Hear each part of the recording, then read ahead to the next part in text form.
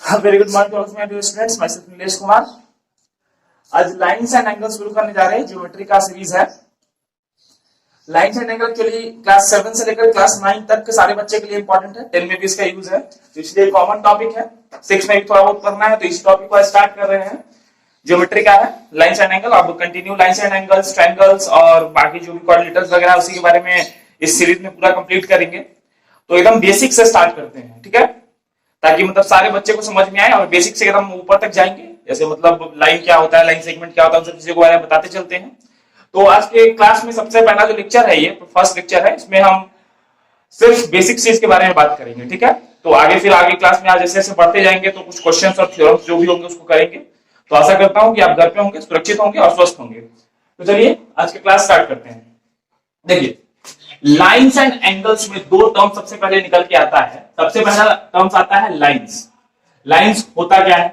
तो लाइन हम ऐसे ज्योमेट्रिकल फिगर को कहते हैं, एक्चुअली ये 2D फिगर है, जो दोनों तरफ से इंडलेसली बढ़ सकता है, ठीक ना। मतलब ये इसका कोई एंड पॉइंट नहीं होता है। यदि कोई पूछे लाइन क्या होता है, तो लाइन क्या होता है? It is a geometrical figure which has no end point। इसका कोई भी एंड पॉइंट नहीं होता, ये दोनों तरफ से कहीं तक भी बढ़ सकता है, ठीक है। और दूसरा टर्म इसमें निकल के आता है, वो है एंगल्स। तो एंगल्स क्या होता है वो जानने से पहले सबसे पहले हम जानते हैं कि रे क्या होता है। देखिए, कोई भी ऐसा ज्योमेट्रिकल फिगर जिसका एक एंड पॉइंट हो और दूसरे तरफ से वो एंडलेसली कहीं भी एक्सटेंड करता रहे, ये रे है। मान लीजिए ये ओ है और ये ए है। इसका जो ज्योमेट्रिकल रिप्रेजेंटेशन होता है ऐसे लिख सकते हैं, ओ ए। जब भी ऊपर ऐसा दिया है समझिए वो क्या है? रे है, ठीक है।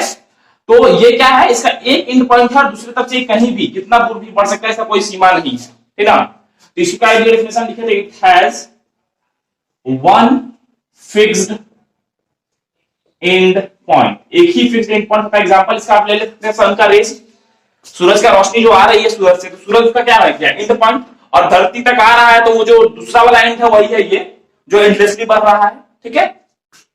तो देखिए, रे का एंगल से क्या संबंध है? एंगल तब बनता है जब किसी भी दो रे के बीच में, ध्यान रखिएगा, किसी भी दो रे के बीच में जो डिस्टेंस होता है उसको हम क्या कहते हैं? एंगल। मान लीजिए ये ओ ए एक रे है और एक ओ बी रे है, ठीक है। एक रे है ओ ए, ठीक, और एक रे है ओ बी, ठीक ना। और इसके बीच का जो ये डिस्टेंस है इसको क्या कहते हैं? एंगल कहते हैं। इसको क्या कहते हैं? एंगल, ठीक ना। तो इसका एंगल का यदि नाम लिखे तो क्या लिखेंगे? Angle A O B. क्या लिखेंगे? Angle A O B. ध्यान रखिए, जब भी किसी एंगल का नाम लिखना होता है तो हमेशा बीच में लिखते हैं। किसी भी एंगल का नाम जब भी लिखना पड़ेगा तो कहां लिखेंगे? बीच में लिखेंगे, ठीक है। अब एक और टर्म आता है, वो है लाइन सेगमेंट। लाइन सेगमेंट, ठीक। लाइन सेगमेंट इसका एकदम फिक्स्ड लेंथ होता है, दोनों एंड पॉइंट होता है, ठीक ना। It has fixed length and two end point, ठीक ना। टू एंड पॉइंट, इसका दो एंड पॉइंट होता है और it is a part of A line. ये एक लाइन का हिस्सा होता है ना। जो भी लाइन होगा उसका ये हिस्सा होगा, क्योंकि लाइन तो बहुत बड़ा होगा तो उसमें क्या है? लाइन सेगमेंट होगा। इसका देखिए तो ए बी तो रिप्रेजेंट ऐसे करते हैं, ए बी लिख के ऊपर ऐसे बना हुआ रहेगा तो समझिए कि वो एक लाइन सेगमेंट है। ऐसे रहेगा तो समझिएगा रे है, और ये सिंबल है आपका एंगल का, ठीक है। ध्यान रखिएगा, ये सिंबल है आपका एंगल का। और जब भी एंगल लिखते हैं तो क्या होता है? बीच में होता है। जो भी एंगल का नाम लिखना पड़ेगा उसको कहां लिखेंगे? बीच में लिखेंगे, ठीक है ना। यदि कोई पूछे आपसे एंगल का डेफिनेशन तो बोलिएगा with the place where two ray meets and the distance between them is called its angle। और ये वाला जो है इसको हम कहते हैं वर्टेक्स। जहां पे दो रे मिलता है उसको हम लोग कहते हैं वर्टेक्स। ध्यान रखिएगा, ठीक है। इसको क्या कहेंगे? वर्टेक्स। और ये ओ ए और ओ बी क्या है? आर्म्स है। एंगल का क्या है? आर्म्स, ठीक, बाजू। ये एंगल है बी ओ ए या ए ओ बी, उसका आर्म्स है कौन कौन? ओ बी और ओ ए, ठीक है। तो लाइन हो गया, एंगल हो गया, रे हो गया, लाइन सेगमेंट हो गया, ठीक है। तो अब नेक्स्ट आता है, इसमें सबसे पहले आता है एडजेसेंट एंगल, जो आपको समझना बहुत जरूरी है। एडजेसेंट एंगल कहते हैं किसको? एक और पॉइंट आता है आपके पास एडजेसेंट एंगल। ऐसा एंगल जिसका एक कॉमन आर्म हो, मान लीजिए कोई एक एंगल ले लेते हैं, ये एक एंगल ले लेते हैं मान लेते हैं, और ऐसे ये इसका नाम देते हैं ओ ए और ये देते हैं बी, और ये बीच में एक एंगल सी। ठीक, ये सब रे है, ये रे है हमारा। तो इसमें देखिए दो एंगल बन रहा है, एक ये बन रहा है और एक ये बन रहा है। तो नाम लिखते हैं पहले बी ओ सी, और एक वो बन रहा है ए ओ सी या सी ओ भी लिख सकते हैं, कोई दिक्कत नहीं है। तो देखिए दोनों एंगल के बीच में कॉमन आर्म कौन सा है? ओसी। हाँ, कॉमन आर्म क्या है हमारा? ओसी। एडजेसेंट एंगल होने का सबसे पहला कंडीशन है कि एक कॉमन आर्म होना चाहिए और दो अपोजिट साइड में uncommon arm, non common arm, non common arm है। जो कौन कौन सा लिखे तो ओ ए और ओ बी, और दोनों क्या है? अपोजिट डायरेक्शन में है। ओसी से अपोजिट है ना जी, ओसी से अपोजिट ओ है और ओसी से अपोजिट ओ बी है। हाँ, तो एडजेसेंट एंगल होने का सबसे पहला कंडीशन क्या है कि एक कॉमन आर्म होना चाहिए जो हमारा क्या है? ओसी है, और कॉमन आर्म में एक अपोजिट दो आर्म होना चाहिए जो ओ ए और ओ बी है। तो इस तरह के एंगल को हम लोग कहते हैं एडजेसेंट एंगल। एडजेसेंट का मतलब होता है, न्यूट्रल मीनिंग देखिए, अर्थ देखें तो बगल का एंगल, पड़ोसी का, पड़ोस का एंगल। तो देखिए एओसी का पड़ोस कौन है? बीओसी। हाँ, तो इस तरह के एंगल को हम लोग कहते हैं एडजेसेंट एंगल। ठीक है, तो ये आप लिख लीजिएगा, ये सब डेफिनेशन या बुक में भी आपको मिल जाएगा, एक बार आप देख लीजिएगा ध्यान से, यदि लिखने का मन हो तो लिख सकते हैं आप। अब देखिए आगे चलते हैं, एडजेसेंट एंगल का यूज कैसे होता है।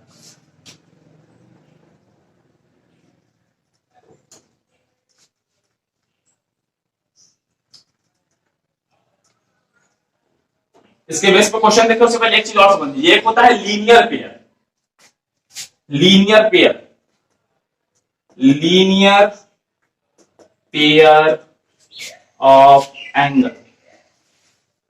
देखिए कैसे ये एडजेसेंट एंगल से संबंधित है, क्योंकि एडजेसेंट एंगल जब भी होगा तो क्या होगा? पेयर में होगा, दो होगा।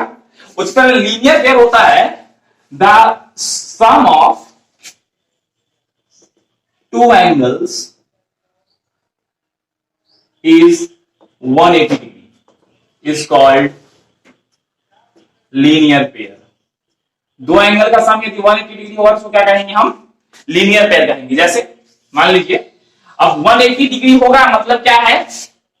ये एक स्ट्रेट लाइन है और ये एक एंगल है, मान लेते हैं ऐसे, मान लीजिए ये भी आपका रे है, ये आपका ओ हो गया, इसको बी मान लीजिए, इसको सी मान लीजिए और इसको डी मान लीजिए। अब देखिए यहाँ दो एंगल बन रहा है, कि ये और एक ये। हाँ, तो नाम लिखिए BOC प्लस BOD, दो एंगल BOC और BOD, और OC और OD, सॉरी OB क्या है? दोनों में कॉमन आर्म दिख रहा है, और OC और OD क्या है? Opposite arm. इन दोनों का सम क्या होगा? 180 डिग्री, जैसा कि डेफिनेशन में लिखे हैं। क्योंकि ये क्या दिख रहा है? तो एक स्ट्रेट लाइन दिख रहा है। हाँ, स्ट्रेट लाइन है, तो इन दोनों का सम क्या होगा? 180। ठीक है, तो ऐसा पेयर ऑफ एंगल, अब देखिए दोनों एडजेसेंट एंगल ही है और दोनों का सम क्या है? 180 डिग्री। क्या होगा? एक एंगल दे देगा, दूसरा एंगल पूछ लेगा। ठीक, एक एंगल आपको दे देगा, बोले दूसरा निकालिए, तो हमको पता है ना कि इसको 180 से इक्वेट कर देंगे। मान लो ये दे दिया तो आप इसको आराम से निकाल सकते हो। ठीक है, नेक्स्ट। अब देखिए इसमें भी लीनियर पेयर में जरूरत नहीं कि हमेशा दो ही एंगल है। देखिए किस तरह से क्वेश्चन देगा आपको। मान लीजिए कि कोई एक दे दिया ये इस तरह से, ठीक, अब इसमें एक ऐसे यहां बना दिया, एक ऐसे बना दिया। हाँ, इसका नाम देते हैं, अब ये एंगल मतलब एंगल COD, फिर एंगल BOC और एंगल AOB। अब देखिए सब तो एडजेसेंट है नहीं। हाँ, ये मतलब BOC और COD आपस में एडजेसेंट है क्योंकि OC कॉमन आर्म है। हाँ, और इधर AOB मतलब ये एंगल और फिर BOD पूरा ये एंगल आपस में एडजेसेंट है क्योंकि OB कॉमन आर्म है। हाँ, तो फिर भी यदि कोई भी दो एंगल इसमें से दिया रहेगा तो आप दोनों को जोड़ के तीसरा निकालने के लिए क्या करेंगे? 180 से इक्वेट कर देंगे, क्योंकि आपको पता है कि स्ट्रेट लाइन में जो सम ऑफ द एंगल होता है क्या होता है? 180 डिग्री होता है। तो इस तरह से भी आपको क्वेश्चन देखने को मिल सकता है कि इसमें तीनों एंगल का सम दो दिया रहेगा, कोई भी दो एंगल, और तीसरा आपको निकालने के लिए बोल देगा।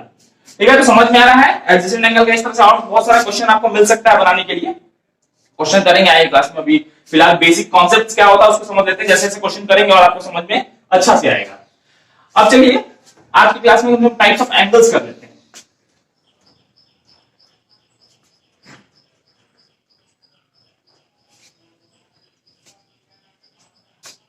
टाइप्स ऑफ एंगल्स बहुत लोग पढ़े भी होंगे, जो नहीं पढ़े हैं एक बार देख लीजिए। सबसे पहला आता है एक्यूट एंगल। हम डेफिनेशन लिख के शॉर्टकट में समझाते चल रहे हैं, समझ में आ रहा है, ज्यादा कुछ नहीं है इसमें। एक्यूट एंगल ऐसा एंगल है ना जो क्या हो 0 डिग्री से ज्यादा हो, greater than 0 degree, greater than 0 degree but less than 90 degree. 90 degree से कम और 0 डिग्री से ज्यादा होगा तो क्या कहेंगे एक्यूट एंगल। कोई भी एंगल ले लीजिए, ये हमको पता है ये 90 डिग्री होता है, ऐसे ये 90 डिग्री होता है, ये होगा नहीं तो इससे कम ले लीजिए, यहां पे ऐसे ये 0 डिग्री से ज्यादा हो गया, ये एक्यूट एंगल हो गया ए ओ बी। हाँ, दूसरा आता है ऑब्ट्यूज एंगल। एक ग्रेटर देन, इसमें क्या होगा 90 डिग्री, 90 डिग्री से ज्यादा होगा बट लेस होगा, लेस देन 180 डिग्री, 180 डिग्री से कम होगा। 180 डिग्री कौन होता है, ये पूरा 180 डिग्री होता है ऐसे, तो यहां पे पहुंचेगा नहीं, कुछ ऐसा दिख जाएगा, मान लेते हैं ये, इसको हटा देते हैं, ठीक है। अब आपका ये एंगल बन गया, इसका भी नाम दे दीजिए ओ बी ए, आप नाम कुछ भी दीजिए, कोई मतलब नहीं है, ठीक। तो क्या हो गया 180 से कम हो गया, 90 डिग्री से ज्यादा हो गया, क्योंकि 90 डिग्री तो यहां पे नहीं आएगा, 90 डिग्री ऐसे सीधा यहां पे नहीं आएगा, यहां तो है नहीं ये, ठीक है। तीसरा है हमारा रिफ्लेक्स एंगल। इसमें क्या होता है greater than 180 but less than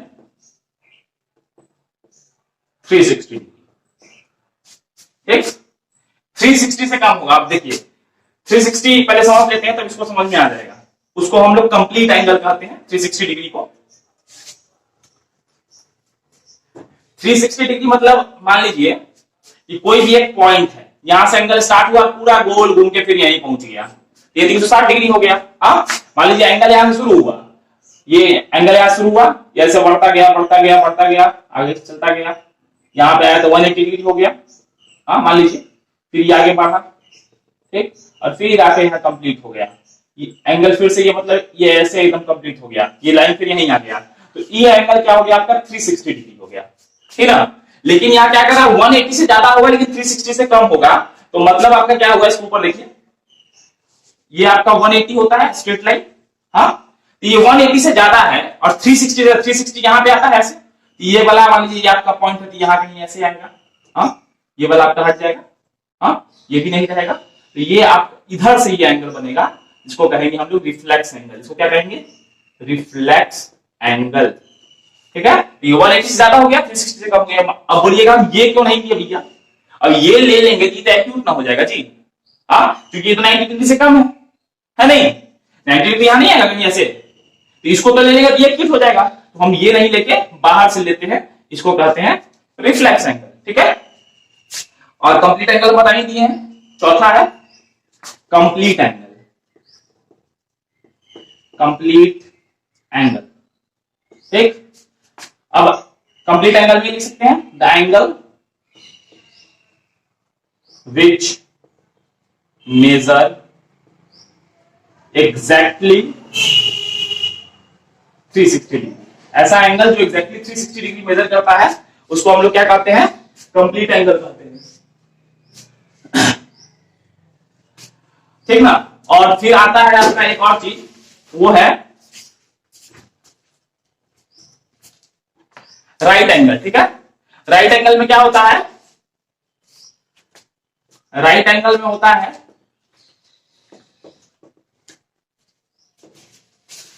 the angle which measure 90 degree, exactly 90 degree measure करेगा, उसको कहेंगे राइट एंगल, ठीक है।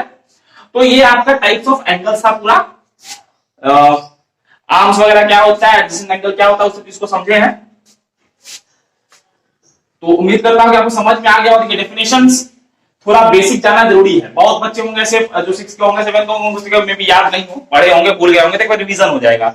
अब अगले क्लास में जब मिलेंगे तो हम लोग पढ़ेंगे कि पैरेलल लाइन क्या होता है, वर्टिकली अपोजिट एंगल क्या होता है, उसमें पैरेलल लाइंस में कितने तरह के एंगल होते हैं, जैसे corresponding angle, alternate interior angle, इन सब चीजों के बारे में पढ़ेंगे। तो अभी अगला क्लास में उम्मीद है कि बेसिक्स ही चलेगा। उसके बाद हम फिर जब नेक्स्ट क्लास में मिलेंगे लेक्चर 3 में, तो उसमें कंटिन्यू करेंगे क्वेश्चंस को। तो यहां तक समझ में आ गया होगा आपको। कोई भी दिक्कत हो तो प्लीज कमेंट सेक्शन में बताइए, ठीक है। घर पे रहिए, सुरक्षित रहिए, स्वस्थ रहिए। Thank you.